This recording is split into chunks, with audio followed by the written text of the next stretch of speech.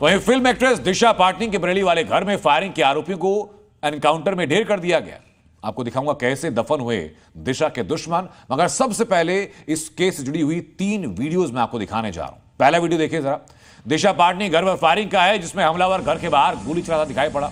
दूसरा वीडियो बरेली के होटल का, जहां शूटर रविंद्र दिखाई पड़ रहा है। जबकि तीसरा वीडियो एक पेट्रोल पंप का, जिसकी सीसीटीवी फुटेज में बाकी 4 हमलावर नजर आ रहे हैं। ये वीडियो ठीक हमले से पहले के हैं। इन्हीं चारों में से 2 शूटर अब ढेर हो चुके हैं और बाकियों की तलाश जारी है।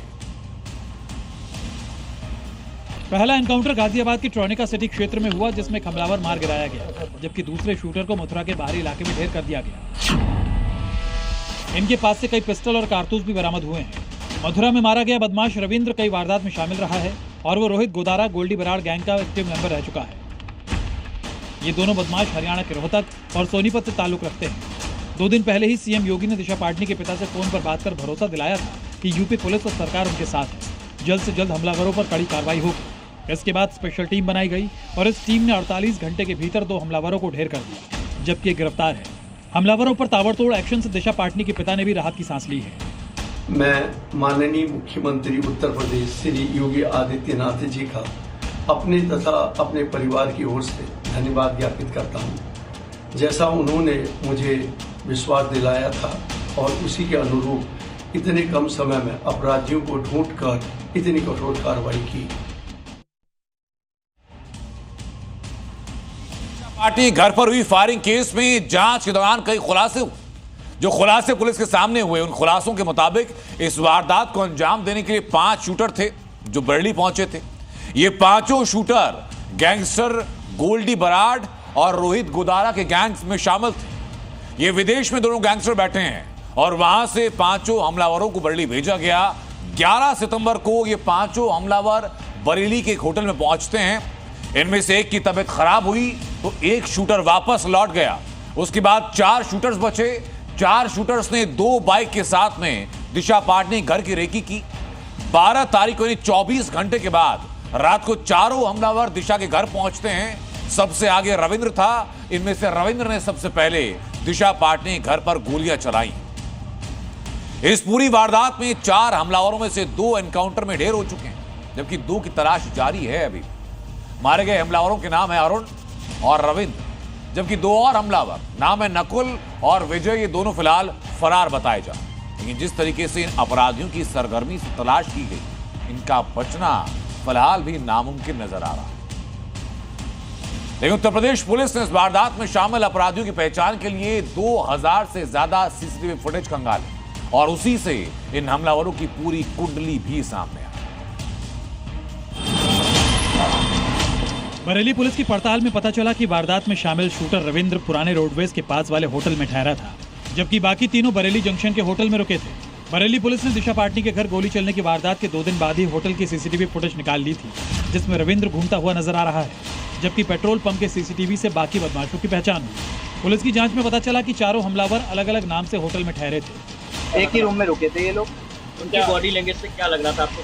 मेरे सामने वो हुआ नहीं था, मैंने देखा भी नहीं था उन लोग को। रविंदर नाम का एक लड़का रुका था 9 नंबर। कब आया था 10 तारीख को आया था 9:55। अगले मॉर्निंग जा रहा था। हमलावरों की पहचान के बाद एसटीएफ ने लोकेशन ट्रेस किया। फिर यूपी एसटीएफ, दिल्ली और हरियाणा पुलिस एक्शन में आई। बुधवार शाम को मुठभेड़ में शूटर रविंद्र और अरुण ढेर हो गया। वहीं हमलावरों के एनकाउंटर के बाद बरेली में दिशा पाटनी के घर की सुरक्षा बढ़ा दी गई है। पूरे इलाके को छावनी में तब्दील कर दिया गया है। जबकि एनकाउंटर के बाद गैंगस्टर रोहित गोदारा का सोशल मीडिया पर एक पोस्ट और आया। ये पोस्ट मैं दिखाता हूं कि पोस्ट क्या है। रोहित गोदारा ने पोस्ट में लिखा कि दोनों शूटर ढेर नहीं हुए हैं, बल्कि दोनों शूटर शहीद हुए हैं। रोहित गोदारा कह रहा है कि इनका मरना सनातन की हार है। ये गैंगस्टर कह रहा है, गैंगस्टर के मारे जाने के बाद। लेकिन अब अगली खबर है उत्तर प्रदेश से ही, जो खबर जुड़ी है एक धर्मांतरण को लेकर के। धर्मांतरण का गैंग कैसे काम करता है, ये मोडस ऑपरेंडी आपके सामने है। पहले धर्म परिवर्तन करवाया जाता है, फिर 19 साल के एक युवक का निकाह 35 साल की तलाकशुदा महिला से करवाया जाता है। और हैरानी की खबर ये कि यूपी की बागपत से खबर है, जहां युवक, एक हिंदू युवक धर्मांतरण गैंग के जाल में फंसा और उज्जवल से रूहान खान बन गया। यूपी के बागपत में धर्म परिवर्तन का हैरान करने वाला मामला सामने आया है, जहां गाजियाबाद के लोनी के रहने वाले 19 साल के उज्जवल का धर्म परिवर्तन कराकर 35 साल की मरियम से निकाह करा दिया गया। मैं मसूरी गांव में ही हूँ। आप देख सकते हैं कि ये वही मस्जिद है, लोहारिया मस्जिद इसका नाम है। और इस मस्जिद में आरोप है कि लोनी के रहने वाले उज्जवल नाम के युवक का यहाँ पर धर्म परिवर्तन कराया गया और 35 साल की तलाकशुदा महिला मरियम के साथ उसका निकाह कराया गया। आरोप है कि बागपत के मसूरी गांव में उज्जवल का जबरन निकाह तलाकशुदा महिला के पिता ने कराया, जो खुद एक मौलवी है, और इस दौरान सिर्फ महिला का भाई ही मस्जिद में मौजूद था। निकाह के बाद उज्जवल के साथ मरियम को हैदराबाद भेज दिया गया। एक फ्लैट में रह के उसके पिता ही वकील बना और 2 अपने लड़कों को रख के गवाह बनवा दिया। और लड़के के सहयोग से कोई नहीं था, केवल लड़के परिवार वाले थे। अब इस मामले में उज्जवल के घर वालों ने मरियम, उसके पिता और भाई के खिलाफ पुलिस में मुकदमा दर्ज करा दिया है, जिसके बाद पुलिस जांच में जुट गई है। और अब जरा धर्मांतरण गैंग के इस पूरे मोडस ऑपरेंडी को, पूरे खेल को मैं आपको समझाता हूं। उज्जवल के परिवार का दावा क्या है? उज्जवल के परिवार का कहना है कि उनके बेटे का ब्रेन वॉश किया गया।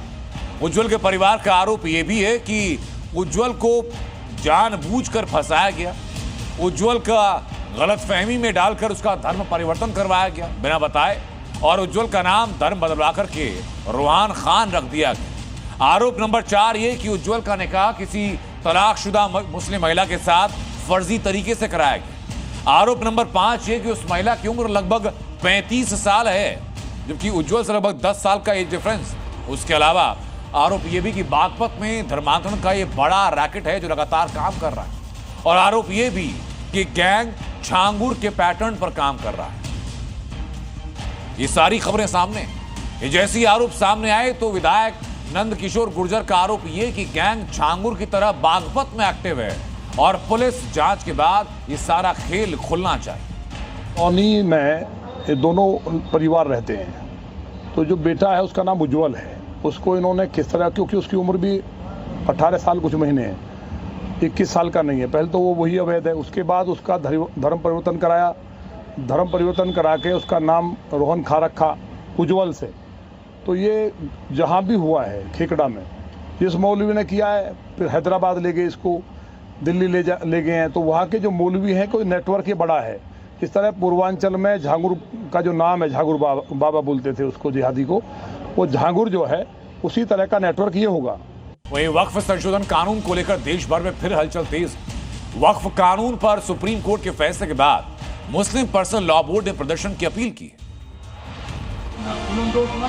All India Muslim personal law board ने आंदोलन छेड़ते हुए ऐलान किया है कि 24 सितंबर को दिल्ली के जंतर मंतर पर धरना प्रदर्शन होगा। 26 सितंबर को मुसलमानों के दुकान ऑफिस बंद रहेंगे। 16 नवंबर को दिल्ली के रामलीला मैदान में बड़ी रैली होगी। इसके अलावा मुस्लिम पर्सनल लॉ बोर्ड राज्यों के गवर्नर हाउस का घेराव करेगा और राष्ट्रपति भवन तक मार्च भी करेगा।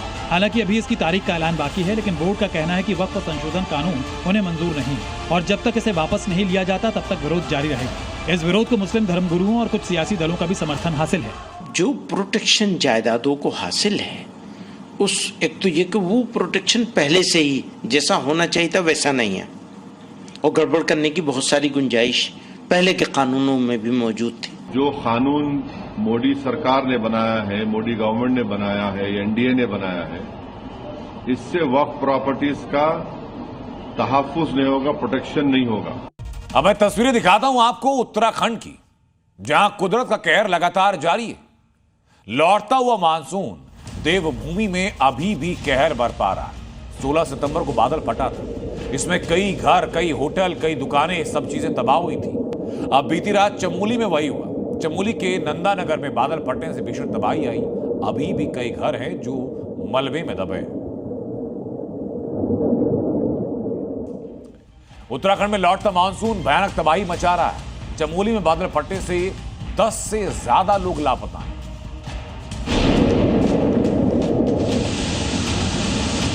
ये तस्वीर चमोली के नंदानगर की है। बीती रात यहां आसमान से ऐसा कहर टूटा कि आधा दर्जन से ज्यादा घर तबाह हो गए।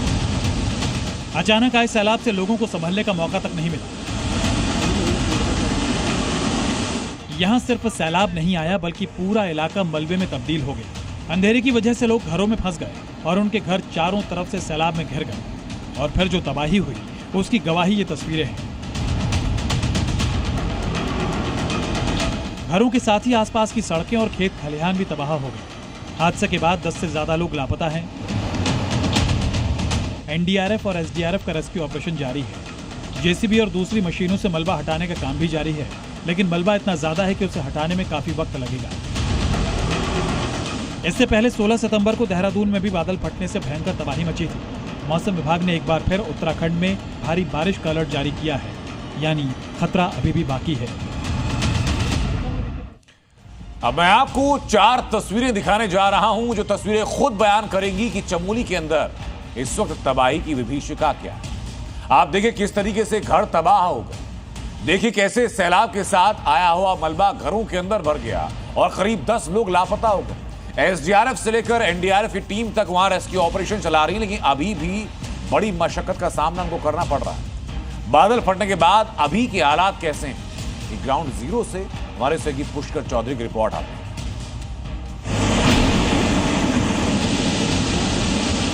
अभी मैं मौजूद हूँ घटना स्थल पे, जहाँ पे देर रात को जो है बादल फटा। ये कुंतरी गांव है, आप देख सकते हैं यहाँ पे करीबन 5-7 जो मकानें थी वो पूरी तरह दब चुकी हैं।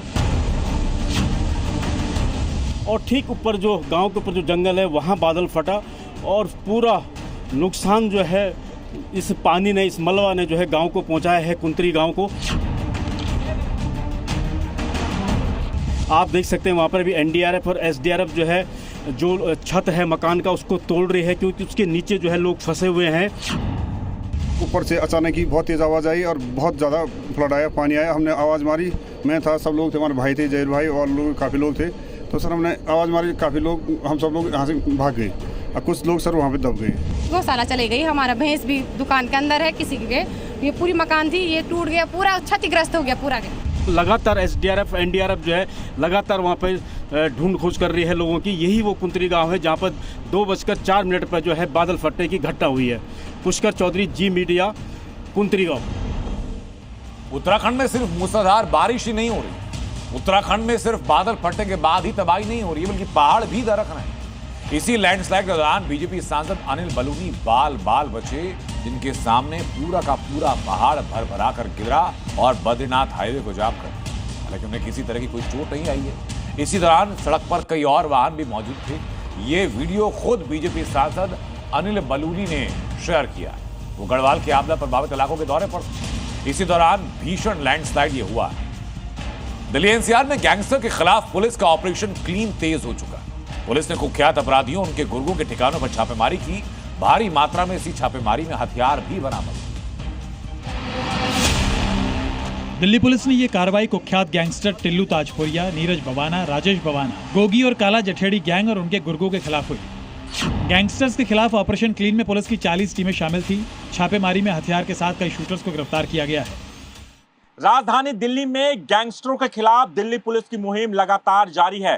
पहले द्वारका जिले में पुलिस ने 6 लोगों को गिरफ्तार किया और अब आउटर नॉर्थ जिले में पुलिस ने 40 ठिकानों पर छापेमारी की है और कई गैंगस्टर को गिरफ्तार किया है। दरअसल दिल्ली पुलिस ने Neeraj Bawana gang, Tillu Tajpuriya gang, Rajesh Bawana, Jitendra Gogi gang और काला जठेरी गैंग के कई शार्प शूटर को गिरफ्तार किया है। दिल्ली में काफी समय से कई कुख्यात गैंग एक्टिव हैं, कई वारदातों को भी अंजाम दे चुके हैं। इनकी जड़ें हरियाणा और यूपी तक फैली। दिल्ली पुलिस ने जिन गैंग्स के खिलाफ रेड की उनमें टिल्लू ताजपुरिया, नीरज बवाना, गोगी और काला जठेड़ी गैंग के सदस्य और सहयोगी शामिल हैं, जिनका लंबा आपराधिक इतिहास रहा है। अब दिल्ली पुलिस के एक्शन से गैंगस्टर और उनके गुर्गों में दहशत है। दिल्ली पुलिस की स्पेशल टीम की पूछताछ में खुलासा ये कि झारखंड से पकड़े गए आतंकी दानिश की प्लानिंग दिल्ली को उड़ाने की थी और अब उसी की निशानदेही पर भारी मात्रा में विस्फोटक भी बरामद किया।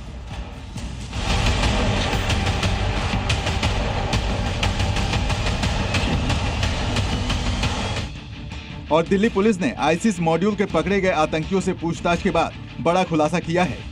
दिल्ली पुलिस ने जिन 5 आतंकियों को गिरफ्तार किया था, उससे पूछताछ के बाद झारखंड में छापेमारी कर भारी मात्रा में विस्फोटक सामग्री बरामद की है।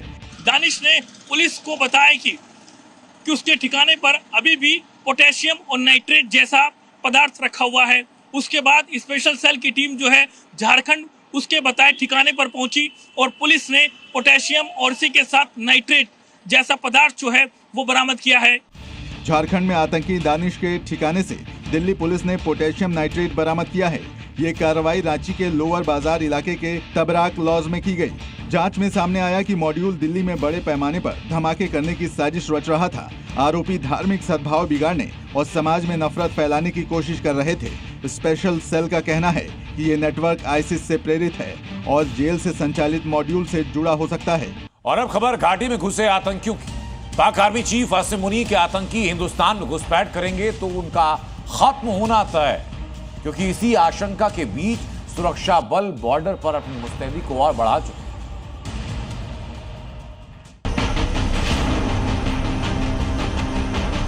मुनीर के आतंकी को मिट्टी में मिलाने के लिए हिंद की सेना पूरी तरह से तैयार है। जम्मू कश्मीर के कठुआ में सीमा के पास सुरक्षा बलों ने सर्च ऑपरेशन की शुरुआत की है। ये तस्वीरें कठुआ में धोला सयाल नर्सरी इलाके की है, जहां सुरक्षा बलों की बड़ी हलचल देखी जा रही है। विशेष अभियान समूह एसओजी और सीआरपीएफ की संयुक्त टीम ने इलाके में सर्च ऑपरेशन शुरू किया, क्योंकि ये इलाका लंबे समय से संभावित घुसपैठ मार्ग माना जाता रहा है। इसी इलाके में इस साल मार्च महीने में सुरक्षा बलों और आतंकियों के बीच मुठभेड़ हुई थी। सुरक्षा बलों ने जैश-ए-मोहम्मद के 3 आतंकियों को उस मुठभेड़ में मार गिराया था, लेकिन एक बार फिर आतंकियों की घुसपैठ की आशंका को देखते हुए इस इलाके में तलाशी अभियान जारी है और सुरक्षा बल किसी भी संदिग्ध गतिविधि पर नजर बनाए हुए हैं। वहीं मध्य प्रदेश सागर में नवरात्रि की तैयारी शुरू हो चुकी है। शिव सैनिक पुलिस से गरबा आयोजन में आधार को अनिवार्य करने की मांग कर रहे हैं और मकसद सिर्फ एक ताकि गैर हिंदू गरबा पंडाल में एंट्री ना कर सके। मध्य प्रदेश के सागर में शिव सैनिकों ने इसके लिए अभियान भी शुरू कर दिया है। शिव सैनिक बाकायदा टीम बनाएंगे जो गरबा पंडालों पर उन असामाजिक तत्वों पर नजर रखेगी जो मुस्लिम होने के बावजूद माथे पर तिलक और हाथ में कलावा बांधकर धोखा देने की कोशिश करेंगे। गरबा आयोजनों को लेकर शिवसेना ने पुलिस को ज्ञापन भी सौंप दिया है, जिसमें मांग की गई है कि पंडाल में एंट्री के लिए आधार कार्ड अनिवार्य किया जाना चाहिए। गरबा की आड़ में लफ्ज जिहादी तत्व प्रवेश न करें और हमारी हिंदू बहन बेटियों के साथ अनर्गल कार्य न करें, इसको लेकर आज माननीय पुलिस अधीक्षक महोदय के यहाँ ज्ञापन सौंपा है। इसमें कहा गया है कि प्रत्येक गरबा चालक अपने गरबा में बिना आधार कार्ड के एंट्री न दें। यही नहीं, शिव सैनिकों ने चेतावनी दी है कि अगर कोई जबरन घुसने की कोशिश करेगा तो उसे सबक सिखाया जाएगा। यानी एमपी के गरबा पंडाल में पहचान छिपाकर घुसने वालों की अब खैर नहीं। भोपाल से गरबे पर विवाद और ज्यादा बढ़ चुका है, क्योंकि यहां मांग रखी गई वराह पूजन को लेकर भड़के मुसलमानों ने हिंदू त्योहारों पर कई बयान दिए। गरबे में 3 लेयर की चेकिंग व्यवस्था होगी। पहली आधार, दूसरी तिलक वाली और तीसरी बराह पूजन वाली। भाईजान इस वक्त मेरे साथ मौजूद है। बराह पूजन हिंदू कराएंगे गरबे के बाद।